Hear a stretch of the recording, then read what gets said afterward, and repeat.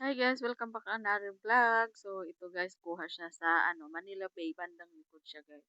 So yan makikita mo yung mga maraming mga nakatambay diyan guys. Actually bandang hapon na to eh. So ayan yung sa harap naman yan yung may mga kainan tapos yun yung DICC dyan siya banda. So kung mapapansin mo guys, very relaxing yung panahon na yan. Ayan, sobrang ganda. Bandang ano to guys, yung parang ano ng mga yate. So, yun yung hilera na yun, yung kabuuan na yun.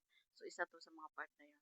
Tapos, ayan, syempre, next destination namin guys, ayan yung Manila Bay. Dahil na-curious kami kung ano na talagang itsura kasi most of the time parang napanood lang namin siya sa TV. So, kailangan namin siyang parang personal talaga namin makita na talagang, di ba, ang ganda.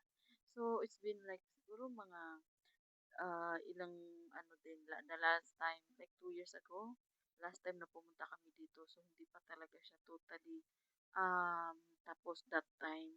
So, hanggang labas lang kami. So, this time, ito na nga, finally, pupuntahan namin. Tapos, tingnan natin guys, kasi nga more on TV lang talaga namin napanood or di guys mga vlog ng ibang content creator. So, ayan yung way namin. So, since nakamotor kami guys, very siya, accessible kasi nga ang bilis. Tapos papansin mo ayan, sa likuran namin hindi siya masyadong ma-traffic kasi nga bandang hindi pa talaga siya rush hour. So, ayan, enjoy talaga namin yung gala namin kasi nagkataon na may pinuntahan kami sa Manila, may sadya kami doon. So, ayan. Tapos ano yung view guys, yung paano malapit na kami dyan sa parang yung way na yan papunta na doon sa beach. Sa Dolomite Beach. So, ayan yung na yan, intersection na yan. So, kung mapapansin mo guys, ano siya, ayun, ang ganda pa rin ang kumanda yung yung itsura talaga ng Manila, naging malinis siya. So, yun ang mga na-notice ko dun sa sa compare mo like 10 years ago or mga ilang yung sobrang dumi, diba? So, kahit papaano ngayon guys, medyo naging okay talaga siya. Tapos, ayan, ayan siya, bandang hapon na kasi yan. So, ayan. So, ayan, makikita mo din, ma-observe mo din na maraming nag-jogging, maraming nagwo-walking kasi nga yung ang ganda din naman kasi in fairness guys, ang ganda din kasi naman talaga maglakad kasi alam mo yung parang feeling mo talaga safe, tapos makikita mo yung view niya, especially gusto mo yung ma-experience yung sunset talaga na nandyan ka sa Dolomite Beach. So, ayan yun. Ayan yung namin, nilalakad namin from kasi medyo konting distansya pa yung namin, yung nag-park kami ng motor namin. So, ayan siya. So, andyan kami sa labas. Ayan yung niya, entrance niya. So, ayan pumasok kami. Tapos, ayan yung paligid niya guys. So, hindi pa talaga siya totally So, ayan na talaga guys yung mismong itsura ng Dolomite Beach. Sobrang ganda compare mo talaga before. Parang wala ka talaga masabi. Sobrang feeling ko na nakaka-proud na alam mo yun, nagkaroon tayo ng presidente talagang may mga naging, ay yung mga naging leaders natin na talagang yung will niya talaga mapaganda talaga yung Pilipinas, although wala naman talagang perfect. For in fairness sa kanya, 10 to 10 talagang 10 talagang i-rate ko dito guys. Grabe ang ganda. Ang linis, tapos isa sa mga na-notice ko guys is um, yung pag may mandala kayong mga foods o di kayo mga drinks, talagang pinapaiwan sa kay guard. Kasi to make the area clean na kasi 'di ba ang mga Pilipinos na noon tayo na talagang mga ba tayo parang ganun lang 'di ba parang ang hilig magtapon sa SM tapi ganito ganyan so para maiwasan guys yun doon pa lang kinokontrol na nila talagang wala kang pwedeng dalhin so in fairness naman guys makikita mo talaga wala kang makikitang basura. Tinry nga namin guys na parang kasi may mga vlog na nakikita may mga isda pero wala kami nakikita kasi hindi kami makalapit kasi nga yung itsura namin hindi naman talaga pwede. So, ayan siya, ayan na ang daming mga ang daming mga nandiyan nakaupo lang sa nakasalampak din sa buhangin.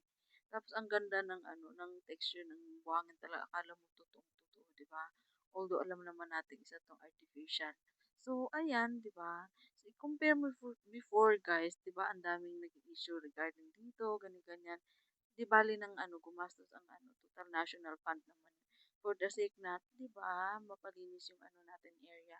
At knowing Manila, guys, 'di ba, yun yung capital city ng Philippines, tapos yung maging itsura is, 'di ba? So, good job doon sa mga leaders na talagang especially kay PRRD. So, thank you doon sa effort na ano, tsaka sa kagustuhan mo.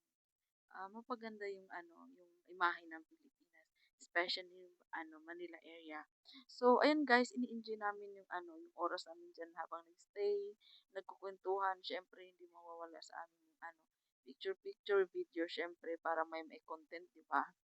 Tapos, ayan, walang entrance fee kasi ano lang siya, free talaga siya. So, anyone can visit tapos, ano, can sit there, wala namang limit eh. Actually, may time limit sila hanggang 6 o'clock lang. So, after na nun, guys, kailangan mo nang umuwi kasi nga, hindi ina-allowed yung mag-ano hanggang gabi dyan.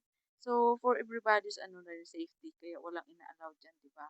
At syempre, higit sa lahat, hindi pwede maligo dyan. Kita mo naman, di ba? Walang nag-ating maligo, tsaka walang, di talaga ina-allowed na maligo kasi nga, or ano lang talaga, parang ano lang, tambayan lang, ganyan. So, hindi ka pwedeng mag-picnic kasi dyan kasi nga bawal talaga. So, most of the people there, talagang may mga kanya-kanyang, ano, kuha ng senaryo. Tapos, meron din akong na-observe na yung iba lang family bonding. Tapos, may nakikita pa kaming mga foreigner dyan. So, ayan yung ano, ayan yung parang about dun sa ano, makikita mo na sa wall ng bato yung ano, yung kung kailan ginawa. Tapos ano, meron silang ano diyan, meron silang hindi naman totally instruction pero parang may ano sila diyan, message sila diyan. So ayan yung mga agencies or government agencies na nakipag-cooperate dun sa para matapos yung Dolomite Beach na yan. So ayan kami, tambay lang kami siguro mga nasa wala pang 3 hours kami nag-ano, nagtambay kasi nga parang bandang hapon na kami nakarating. So, ayan, sobrang na-enjoy namin. Tapos, syempre, parang landmark dyan yung bato. So, kanya-kanyang picture dyan, kanya-kanyang aura, kanya-kanyang post. Tapos, ayan, pansin mo guys, akala mo nasa Boracay ka, di ba? Ang ganda, puting-puti. Tapos, yung background niya guys, ayun, maraming halaman, maraming mga puno. Tapos, likod pa nan yung mga building. So, ang ganda talaga ng view as in, parang akala mo, parang never ko ma-imagine guys na dumating sa point na malinis to kasi before talaga sobrang salaula, sobrang dumi. So, na-observe ko pa dati na ano, alam mo yung basura nagkalat, ayan.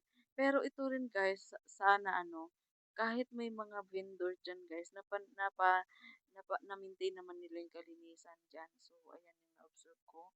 So, good job dun sa mga nag-maintain dun sa ng LGU ng Manila, 'di ba? Kahit papaano na-maintain yung kalinisan. Maraming mga taong ano diyan, especially sa mga sa mga foreigner, ang dami ko napapansin diyan. So to attract na rin do sa mga ano guest or visitor from other country na bisitahin yan. So yun lang. Thank you for watching.